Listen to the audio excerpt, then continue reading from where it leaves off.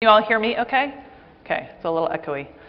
So I shared this presentation with a colleague, and he suggested I start with expectations. I'm not going to be talking about what I know about the Middle Rio Grande. That's why I came here, to listen and learn. But we'll be talking about other river basins, about common ecosystem processes and opportunities for shared learning. About expectations, a therapist said to me in the last couple of years about my marriage that I should lower my expectations, which is either really good advice or really bad advice. And I think it pertains to the Middle Rio Grande because it's one of the things I've heard before coming here was that we all need to change our expectations for the river. And so I think that's true, but I also want to remind us all that it is a river. And that's central to what I'll be talking about today. Basins in New Mexico, you're all familiar with those. So my adopted home landscape is the Gila River. I've worked down there for the last 18 years. And my favorite thing about the Gila is that it still has a natural flow regime. And back in 2012 to 2014, I was part of a crew of folks, as was Tom Turner and Cliff Dahm, led us through we worked through a process looking at the ecosystem flow needs of the Gila and the seasonal blocks. So you're all pretty familiar with this, but we're in the fall-winter base flow period. Snowmelt runoff is typically when we've had big floods on the Gila, rain on snow events. This was the past when it used to snow in the Gila. It's not snowing so much, although we do have snowpack this year. We're increasingly getting floods in the fall by just extreme rain events. Summer low flows, we're all familiar with that. That's when the river goes dry, when it goes completely into the irrigation diversions. I'll just give a bit of context about this part of the story, which is I'm talking about where the river comes out of the Mogollon Mountains into the Cliff Gila Valley, where the USGS gauge is at the head of the valley. And then monsoon flows carry a lot of sediment. So each of these seasonal blocks does different work for different ecosystems, as Paul highlighted in his talk. Extreme range of flows. This is the best thing about the Gila. We have floods nearly as big as 30,000 CFS, all the way down to 10 CFS. Clearly the 10 CFS are not quite as exciting. This is just a compilation of data from the gauge over the last 90 years. And you can see there's the 10 CFS summer low flow period in June before the monsoons. So I'm going to ask, because I'm not able to press the video button, but Michelle's going to. This is from the fall of 2022, really big flood, like 28,000 CFS. And that is our daughter saying, we used to walk there, which is that part of the floodplain where there's a trail. And so we get really excited about these big floods and the work they do. And that work has been mentioned today. And I'm just going to talk a bit more about that. They move a lot of debris, which you can see in this video, bring a lot of nutrients onto the floodplain. And the part I get excited about is how they either carve out new river channels or clean out the secondary channels that exist. So I'll keep going there. This is upstream of the last flood video, but downstream of the gauge, so head of the Cliff Gila Valley. And this is from aerial images looking at the river channel in 2011. And the point here really is just to notice how much the river has moved over time from 1965 to where it is today. So it needs a lot of space. There were historic levees in the valley. They haven't been maintained, so we're basically levee-free. And the point of this really is to show that these old river channels are where the water goes at elevated flows. They get kicked into secondary channels and inundate the floodplain in that way. And it creates a ton of habitat diversity because these are the low points on the floodplain where the plants the riparian plants can get their feet into the groundwater. And these are kind of terrace areas. I know we've talked a bunch about climate-adapted plants that need less water, and you can think about these. This is the same reach the river, and these terraces are inundated less. This was work that Mark Stone did for the Gila, same project, looking at inundation. LiDAR was flown at 800 up to 10,000, and you can see how much the floodplain is inundated through these channels. And interestingly enough, this is actually the main channel now. That happened over the last 5 years. So lots of fun on the Gila for looking at natural flow patterns and how dynamic the channel is. And whoops, sorry. I included this because it's a really beautiful image by a friend, Mary Harner, who did her PhD at UNM. This is at the Iron Bridge down where the highway crosses the river. And I've included it because this is the site where Game and Fish has monitored fish for the last 30 plus years and worked with the Nature Conservancy to buy land to kind of make that permanent monitoring location available in perpetuity. These floods clean out the sediment between cobbles that are places where the bugs are and where the fish forage and find cover, and Tom can tell you more about that. But I have a really great memory of standing in one of these secondary channels at elevated flows when folks were sampling. It was Tom and Keith Giddo and another a grad student scooping out. My memory is spike dace. It might have been loach minnow. Those are our two endangered fish. They were in a brand new secondary channel that was flowing. So it's clear that one data point, listen to me, it's clear that they need secondary channels. And this is just an illustration of how at elevated flows water moves across the floodplain. So I like to refer to the Gila as kind of a reference system and a place that's taught me a ton about how rivers work. So about 15 plus years ago, my colleague, Patrick McCarthy, former colleague, suggested we start working on the San Juan River in northwest New Mexico. And soon after, I heard a lot of talk about secondary channels and backwater habitat. And I was like, hey, that's something I know about from the Gila. And my colleague, Steve Bassett, worked on this analysis. And we've seen versions of this today for the Middle Rio Grande, just looking at channel changes. The channels become much narrower, and it's a little less obvious from here, but there's a lot more vegetation. And of course, the vegetation has changed. There's a lot of Russian olive, probably also a lot of salt cedar. And building off that analysis, there were 3 different habitat restoration projects, phase 1, phase 2, phase 3. On the San Juan, there is the recovery program, and all these projects were done in collaboration with the recovery program. And one of the crews worked closely with the Navajo Nation and a crew. There was part of the restoration was removing Russian olive and also heavy equipment work to create backwater and side channel habitat for the razorback sucker and the Colorado pike minnow. So similarly, although much bigger fish than silvery minnow, I didn't include pictures, they do need this low flow or zero flow velocity habitat. The hypothesis is for them to get to the juvenile life stage because they are spawning and they're young of the year, but they don't seem to get over that reproductive hump very easily. This is just an aerial image, pretty dark, of the phase 2 backwater site. And what's interesting to me, I've talked with Todd Kaplan a bunch about a number of the restoration projects shared today, and I think there's a lot of commonality in the challenge of these projects persisting, understanding that rivers are dynamic and always changing, but on the San Juan, they've also realized that the sediment fills in at the upper end of the restoration site, so maybe keeping it connected at the lower end is a good idea.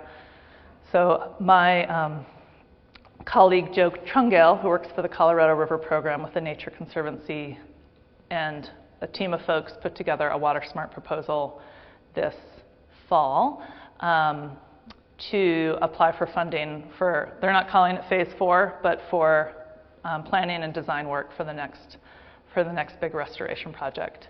I would say it seems like there's perhaps way less on-the-ground projects happening on the San Juan than on the Rio Grande, and maybe there's some relationship between scarcity of water and volume of money. I don't know.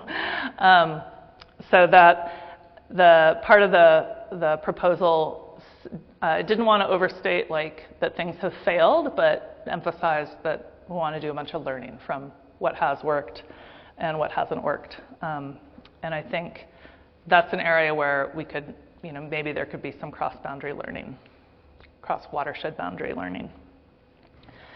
So a lot of the Colorado River Basin, it has been stewarded since time immemorial by indigenous people, the land and water in the basin.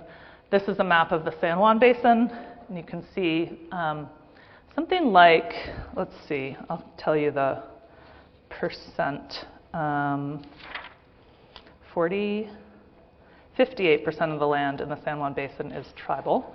And so there's an enormous opportunity to work with tribes there. And I wanted to share a video of the Hickory Apache Nation Water Sharing Project. Some of you may have seen this, but I find it really inspiring because it was took many years to come to fruition, and it was a big idea that actually happened. So, oops, there we go. This is a commercial break for me.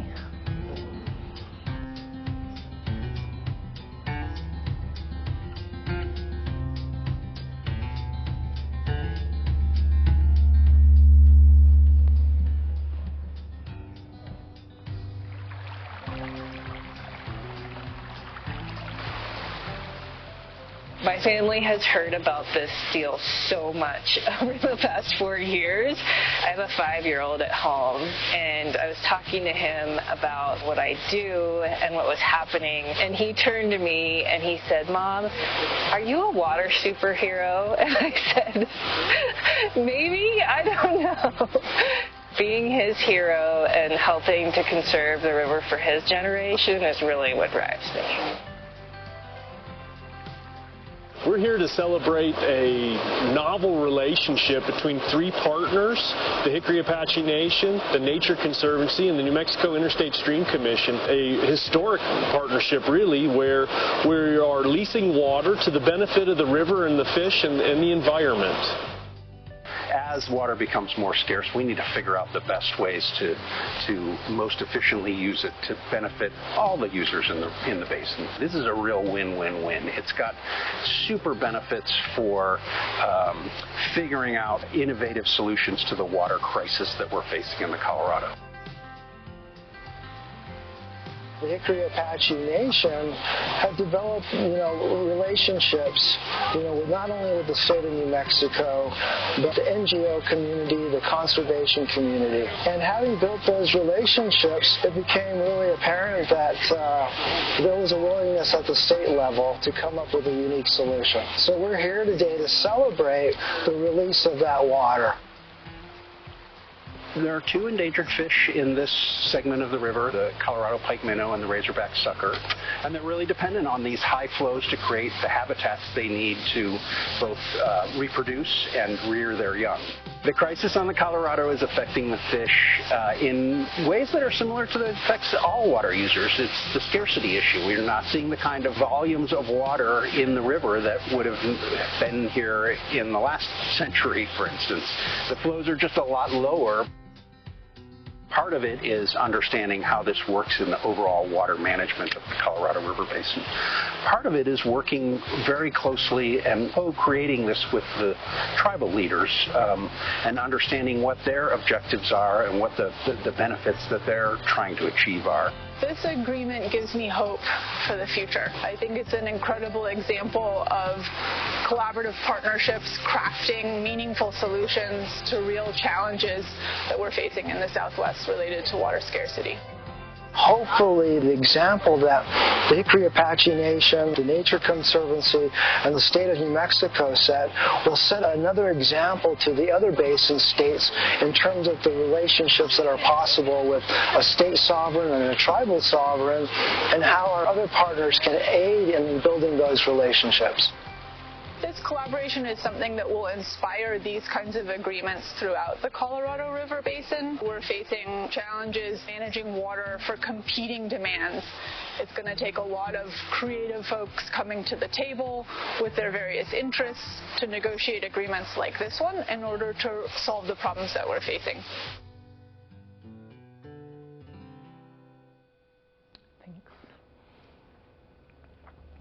So, just a few highlights about this project. I think one of the things that strikes me is that, or one of the reasons it inspires me is that in the Colorado, there's money being paid to folks in cities and downstream to not use the water, but folks are not thinking about the tribes who have not had the support to develop their water rights. And so we need to be thinking about how they can be compensated, and the 6 Upper Basin tribes are working together to suggest piloting a water conservation plan that could formalize that. So that's pretty exciting to me. It has big policy implications, and I think that's a big benefit of the project besides water for fish and compensation to the tribe. Oh, and water security. Water that needs to go downstream.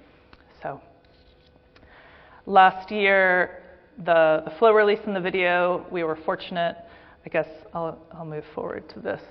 The approach that was used to decide how the water would be released in 2023 was that a technical team came together of the partners. They solicited input from the folks on the recovery program. The team conferred with Reclamation, who manages Navajo Reservoir and Dam, and then the decision is ultimately up to the ISC. The decision was to release the water on top of the spring flow. There hadn't been a peak flow release on the San Juan for a number of years, but it was a good snow year, and when the Animas was flowing, which is a tributary to the San Juan, the water was released to add on to that. So channel capacity is something like 5,000. Seems like similar to the Rio Grande, and we reached the channel capacity and actually had to back off a little bit. And I think water was up for a couple weeks. So that was great. That was, one might argue, the highest ecological benefit for this water release, recognizing that on its own it wouldn't be enough, but stacked on natural runoff, it was. The release flow options are, as I said, the supplementing the spring peak. There could be a winter release. There also could be the supplementing base flows in the summer and the fall. And that is a possibility that's being explored for this year. It could have ecological benefits since that's a period of stress when there's not a lot of water in the river. And then also could help sort of increase understanding of how the water moves downstream during the irrigation season and after the irrigation system. So how much water is actually making it to Powell. Lots of learning structured into this, and adaptive management about implementation, about adaptive management, learning each year to inform the next year. This is a 10-year lease, so we have 9 more years. The flows, how they're observed at the gauges, and then the physical habitat and how the fish are doing. So just a few slides on that. There have been pressure transducers installed along the river. Some more are going to be installed this year, not all of them, because they want us to kind of see how they work before all 8 or 10 of them are installed. Some of them are being put actually by these secondary channels and backwater habitats. This is an example of one, so that folks can, this is a sort of very light version of the talk we just heard about the HECRAS modeling. So think back to that. We're trying to understand what flows inundate the backwater habitats and for how long. And so this was data from November and will be really helpful for understanding the benefit of these flows in the summer and the fall. So just want to shift a bit to talking about the Colorado River program and the work that has been done in the last decade or more, 15 years, with agricultural producers. This is a photo from the Gila and the Upper Gila headgate and our old dog. I've spent a lot of time looking at how ag diversions could be improved on the Gila. There's a lot of federal funding, 60 million or something. Probably some of that will be going to build new diversions for the irrigators. So that could be done in a way that fish could pass or not. Similarly, colleagues on the Yampa River, which is kind of the big tributary of the Colorado that has the most natural flow regime. My colleagues there have been working with irrigators to bring federal and private money to improve a diversion because they're not, the irrigators were sweeping the river but need to leave water in the channel to downstream irrigators as well as comply with the Endangered Species Act. And so they were needing a new diversion, and TNC partnered with them to help make that happen. Just an example of thinking, how can we, as conservation organizations, support irrigators and producers? Similarly, on the Verdi, the approach has been improving headgates so that not everything needs to be diverted. It can be automated, and less water is diverted, more stays in the river. Another thing that's been going on for a decade is how working with producers to look at using drought-adapted, climate-resilient crops. And so one idea is switching to crops that could be harvested in the spring as the water levels drop. As I showed on that hydrograph in May and June, things like barley, which you can make beer with, or wheat, or down on the San Francisco River, folks are producing garlic. Those get harvested in the spring, and then you don't have to be diverting water when it's not in the river. But hopefully picking high-value crops so folks can continue to have a business. There is this great website, resilientcoloradoriver.org. There's lots of work being done with CSU to pilot and experiment with different crops and also fallowing. And I just raised that because I know there is a fallowing program on the Middle Rio Grande, and folks have been learning a lot about what works and what doesn't work up there. I have a colleague who spends most of his time working with ag producers and ag researchers. So I think that is an opportunity. Cameron and I have talked a bit about this, something we're experimenting with on the Gila and in Arizona as well. So I have felt really fortunate to be part of what we call in the Nature Conservancy Whole Systems program, the Colorado River program, that connects practitioners across the basin states to share our lessons. And really focused on environmental flows, river health, and water security, with this idea that we need to come up with solutions with multiple benefits, not just one. So last river basin I'm going to touch on is the Pecos. And this project happened during COVID and was just wrapped up. I just got the final report a couple weeks ago. Again, it was looking at identifying environmental flows for the Pecos River through the Sustainable Rivers Program, which is a partnership between the U.S. Army Corps of Engineers and the Nature Conservancy. And Paul mentioned Brian Richter. He was kind of one of the minds behind this program that's been around probably for like 20 years. It's worked well. You mentioned the Bill Williams River. It was used in Arizona on the Bill Williams River.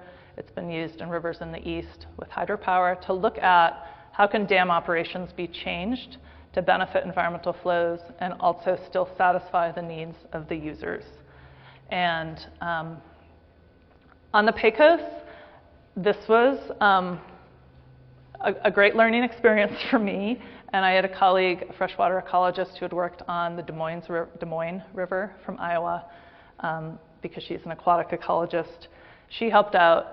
This was the reach we were looking at from Sumner Dam to Brantley Dam. Those are the core dams. And there's not a lot of water to play with in the Pecos. And so there weren't a lot of options. So going into this project, I didn't know that the water is released from the dam in these block releases, so shunted down the river to move as efficiently as possible, soak in as little as possible. This is a slide from, I think, the final report, yeah, because it was modeling. Overlaying, I'm sure you can't read this, but this says, you know, flows for spawning, habitat for frogs. So thinking about what are the ecological needs, and could these block releases be adjusted in any way?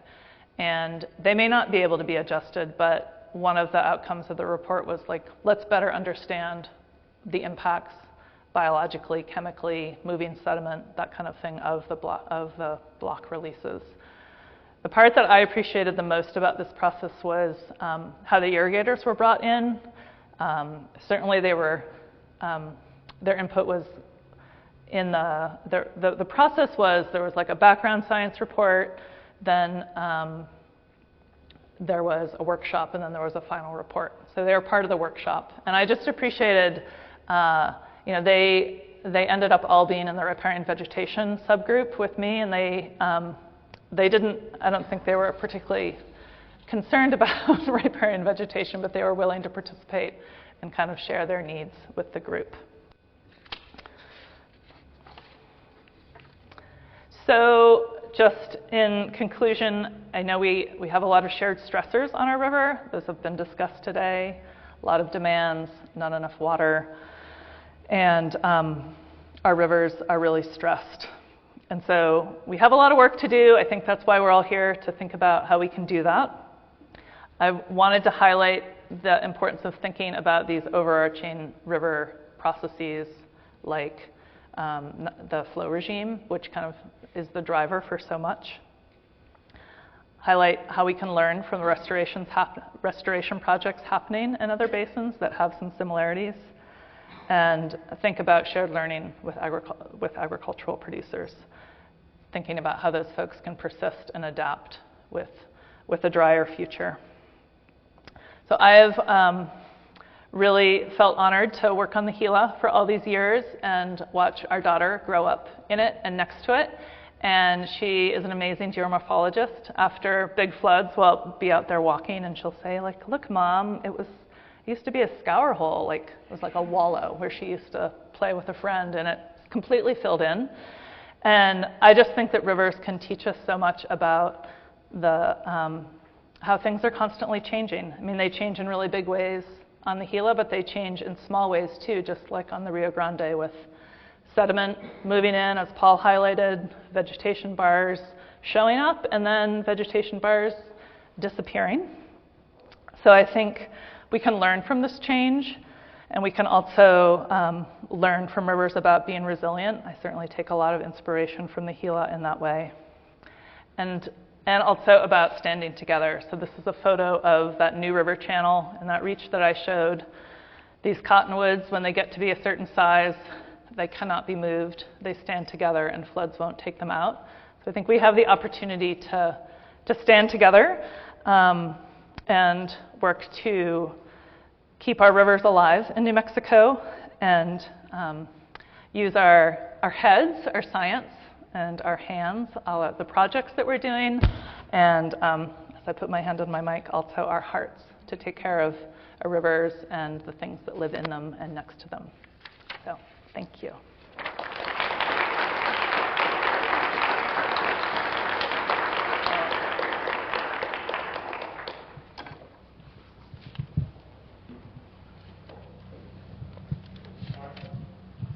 Cameron got the mic first, Esty. Sorry, SG. Martha, that was really beautiful, and thanks for providing us with some alternative discussions. And so what I want to ask about is environmental flows being broken up into these distinct scenarios where they are usually going to be applied, or where there's a pathway that you're creating for them to be applied. But I think one thing that a lot of us saw last year, and a lot of other flows where we really make those nice high inundation points, and we're able to activate some of our maybe older project sites or secondary channels in a system that hasn't been so modified.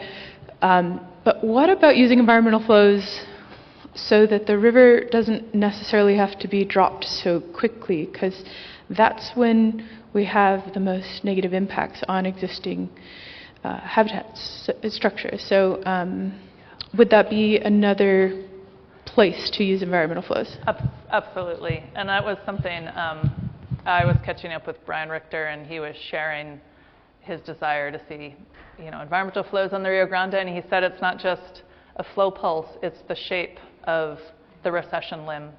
And I feel like that was so illustrated today for the fish, how long these habitats need to be inundated, or in the case of cottonwood recruitment, though we may not want it everywhere, understand, but there needs to be saturation.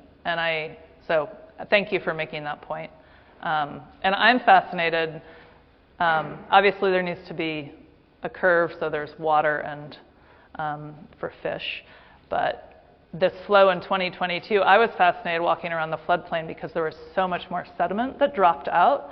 And the only thing we could think of with, not my daughter, but an older geomorphologist, was that the shape of the recession curve matters so much with what happens geomorphologically. And I'm fascinated by that too. But yes, we need the water. Okay, everyone's super thirsty, it looks like. Thank you all for sticking around. Appreciate it.